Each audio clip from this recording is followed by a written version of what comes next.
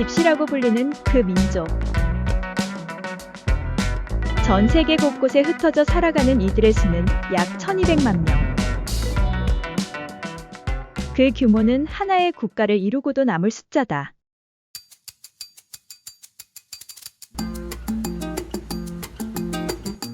집시가 가장 많이 살고 있는 곳, 유럽. 유럽의 집시들은 각 나라마다 완전히 다른 모습으로 살아가고 있다. 우리는 이들에 대해 얼마나 알고 있을까? 알려지지 않은 민족, 유럽의 집시에 대해 속속이 파고 들어가 보자.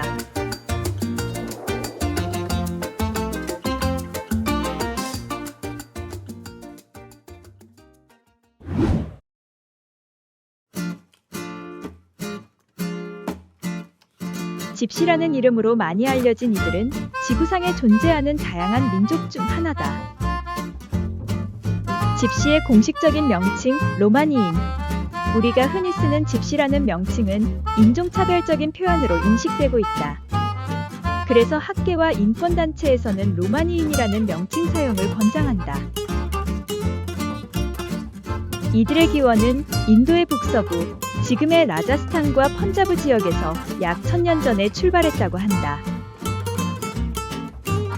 로마니인은 전 세계에 흩어져 살아가고 있다. 그 인구는 약 1200만 명으로 추정된다. 하지만 이 수치는 단지 공식적으로 집계된 수일 뿐이며 등록되지 않은 인구가 많아 실제로는 훨씬 더 많을 것으로 여겨진다. 규모로 보면 하나의 국가를 이루고도 남을 숫자다. 로마니인의 약 80에서 90%는 유럽에 거주하고 있으며 그 외에도 미국, 캐나다, 브라질, 이란, 중동 지역 등지에도 퍼져 살아가고 있다. 지구상에 로마니인이 없는 나라는 손에 꼽을 정도다. 로마니인이 가장 많이 거주하는 나라는 루마니아, 튀르키예, 불가리아, 헝가리, 세르비아 등 주로 동유럽과 발칸반도의 나라들이다.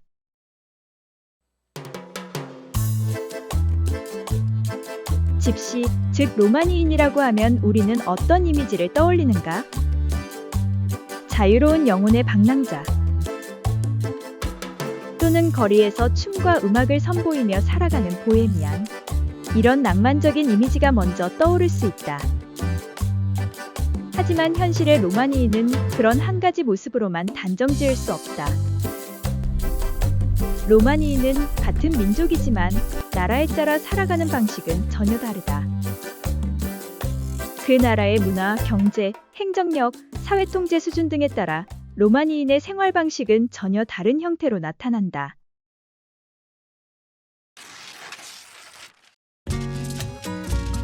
유럽의 동쪽 끝에 위치한 조지아.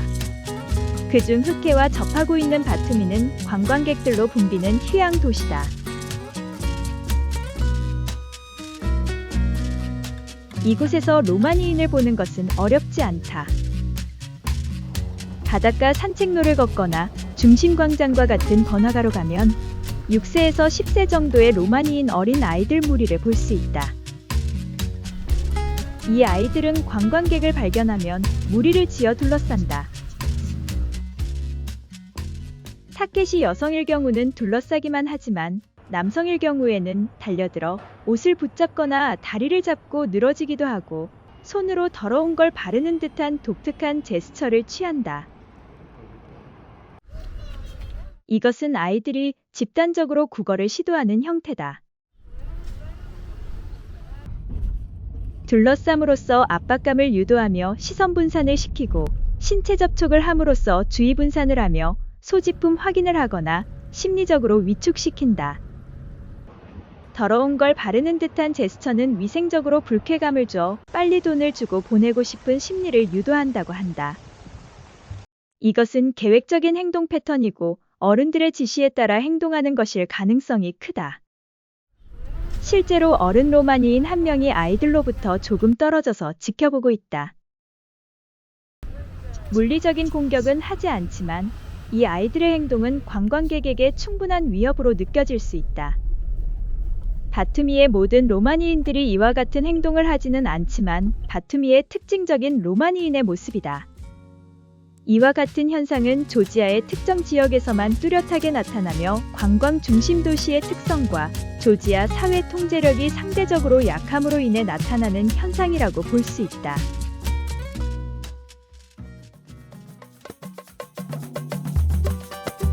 유럽과 아시아의 교차로 예로부터 무역의 중심지였던 튀르키예. 이곳에서는 로마니인들이 또 다른 방식으로 존재감을 드러낸다. 튀르키예에서 가장 큰 도시인 이스탄불이나 튀르키예의 수도 앙카라 같은 도시에는 도로에서 티슈나 물병 또는 꽃을 파는 로마니인들을 자주 볼 수 있다. 이들은 보통 차도 중앙선에 서 있다가 신호에 걸린 차량을 상대로 다가가 작은 물건을 들이밀고 돈을 요구한다. 거절하기는 어렵지만 강매하지는 않는다. 이 방식은 판매와 구걸의 경계에 있는 형태다. 튀르키예가 오랜 상업적 전통과 교역 문화가 강한 나라라는 점에서 로마니인들 또한 상인처럼 행세하며 생존하는 방식을 택했다고 볼 수 있다.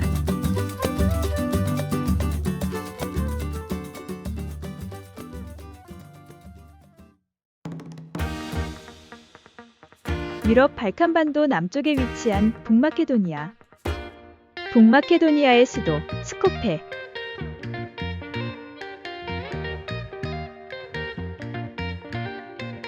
이곳의 로마니인들은 또 다른 방식으로 살아간다.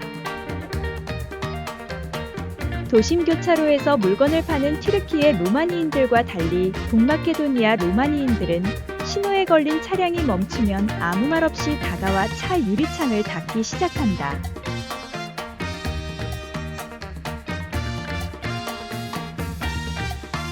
그리고 유리창 청소가 끝나면 돈을 요구한다. 위협은 없지만 묘한 압박감과 죄책감을 불러일으키는 전략이다.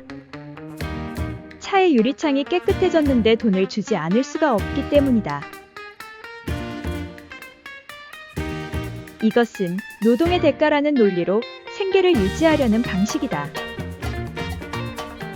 북마케도니아와 세르비아에서 많이 보이는 구걸 형태이며 노동은 정당성이 있다는 발칸반도의 심리적 자극 전략이다. 발칸반도에서 노동을 중요시하는 건 오랜 농경, 수공업 중심의 생계 구조를 통해 살아왔고 공동체 내에서 서로 돕고 기여하는 것을 중요하게 여겨왔기 때문이다. 또한 사회주의 시기를 거치며 일하는 사람은 가치 있는 사람이라는 인식이 강하게 자리 잡았고 지금도 노동을 대가로 한 생존 방식이 비교적 긍정적으로 받아들여진다.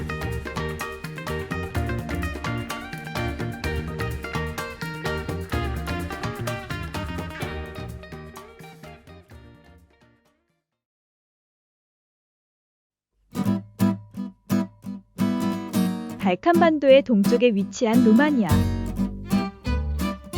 루마니아는 전 세계에서 로마니인 인구가 가장 많은 나라다. 공식적인 통계로는 루마니아에 살고 있는 로마니인은 약 60만 명이다. 그러나 실제 인구 추정치는 120만 명에서 180만 명으로 추정되고 그 규모는 약 2천만 명의 루마니아 인구의 8에서 10%이다. 하지만 거리에서 로마니인들을 쉽게 볼 수 있지는 않다. 루마니아의 로마니인들은 지역별로 모여 사는 경우가 많고 일반적인 여행 동선이나 도시 중심지보다는 외곽 거주지나 폐쇄적인 공동체 안에 머무는 경우가 많기 때문이다. 그 이유는 사회적 차별과 경제적 배제 때문이다. 루마니아에서는 로마니인이 받는 사회적 차별과 편견이 크다. 그로 인해 자신들의 존재를 드러내지 않거나 아예 자신이 로마니인이라는 사실을 감추고 살아가는 경우도 많다. 하지만 루마니아의 로마니인들이 가장 많이 사는 이유는 역사적으로 중세시대부터 루마니아 지역이 로마니인들의 주요 정착지였기 때문이다.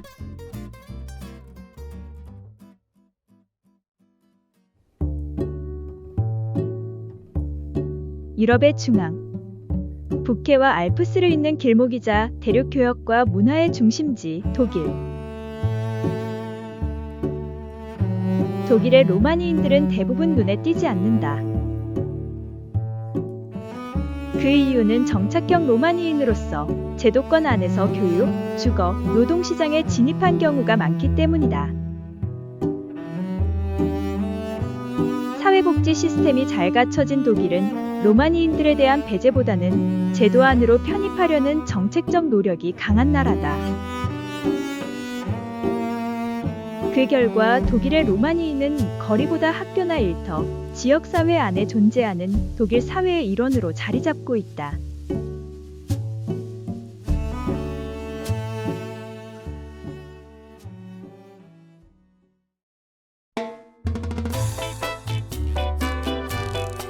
유럽의 서쪽 끝, 이베리아 반도에 위치한 대서양과 지중해를 품은 스페인.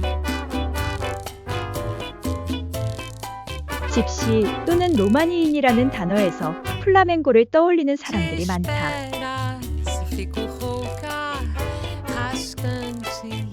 히탄노스라고 불리는 스페인의 로마니인은 그만큼 플라멩고 문화와 깊게 연결돼 있다. 스페인의 로마니인은 안달루시아 지방을 중심으로 수세기 동안 플라멩고 음악과 춤의 발전에 중요한 역할을 해왔다. 이들은 자신들의 예술성을 스페인의 대중문화에 녹여냈고, 그 결과 구걸보다는 음악가, 무용수, 장인으로 살아가는 유형이 상대적으로 많다.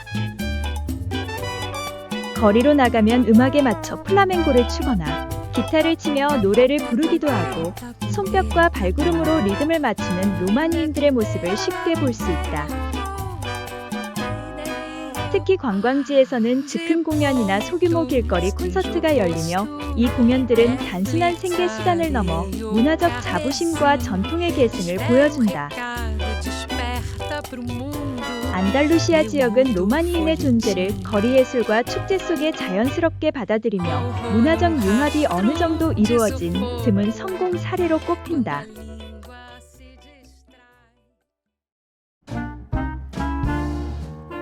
이렇게 각 나라마다 로마니인의 유형은 다르다. 하지만 이것은 각 나라의 대표적인 구걸 방식일 뿐이고, 아무 말 없이 손을 내미는 단순한 구걸 방식은 유럽 대부분의 나라에서 공통적으로 볼 수 있다.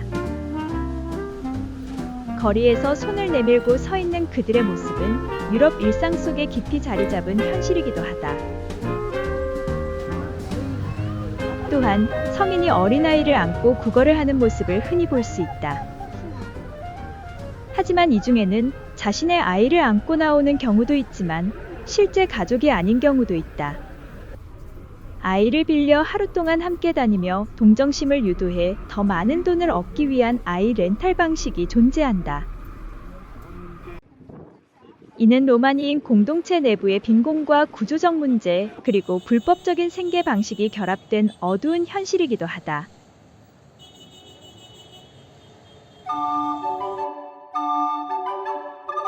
한국인이 유럽 여행 중 로마니인을 처음 마주하면 그 생소함과 낯설음에 놀라는 경우가 많다. 그 이유는 로마니인은 전 세계 거의 대부분의 나라에 퍼져 있지만 한국에는 존재하지 않기 때문이다. 왜 한국에는 로마니인이 없을까? 그 원인은 로마니인의 이동 경로에 대해 알 필요가 있다.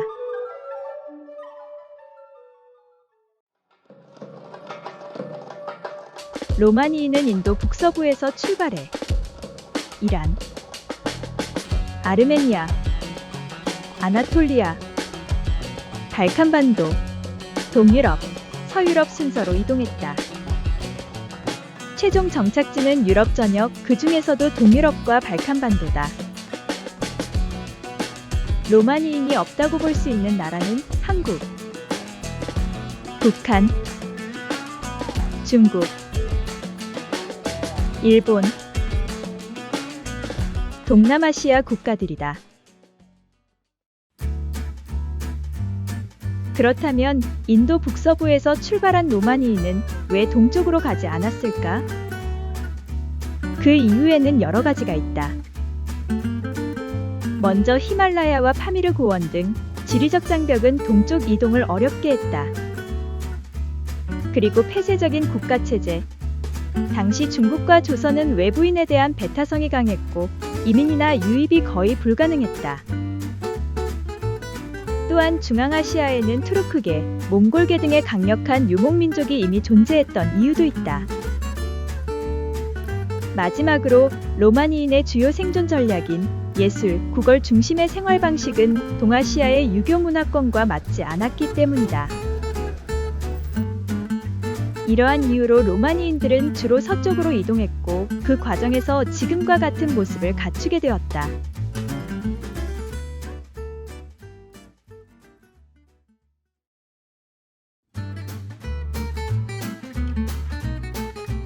국가마다 완전히 다른 모습으로 존재하는 하나의 민족, 로마니인의 모습은 정말 흥미롭다. 우리가 흔히 떠올리는 집시의 모습은 사실 수많은 로마니인의 모습 중 하나다. 로마니인들은 각 나라의 경제 수준, 사회적 시선, 문화적 태도, 그리고 행정력, 사회적 통제력에 따라 전혀 다른 모습으로 살아간다. 로마니인의 특징은 고정된 전통이 있는 것이 아닌 환경 적응형이라는 점이다. 오랜 세월 박해와 배제를 받아왔기 때문에 어디서든 그 사회에서 가장 가능성 있는 생존 전략에 맞춰 살아간다. 사회 시스템이 강할수록 정적인 방식의 생존을 택하고 반대로 행정력이 약하고 경제 기반이 취약한 나라에선 적극적으로 구걸하거나 강압적인 생존 방식으로 살아간다. 또 어떤 나라에선 예술성과 감성을 이용해 문화와 감정에 호소하는 방식도 존재한다. 로마니인은 하나의 단일한 모습이 아니다. 하나의 민족이지만 수십 가지 방식으로 살아가는 입체적인 존재다.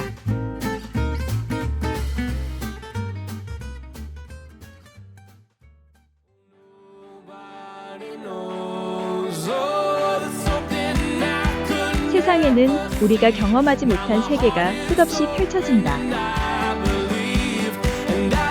몰랐던 세상을 하나하나 알아가는 것.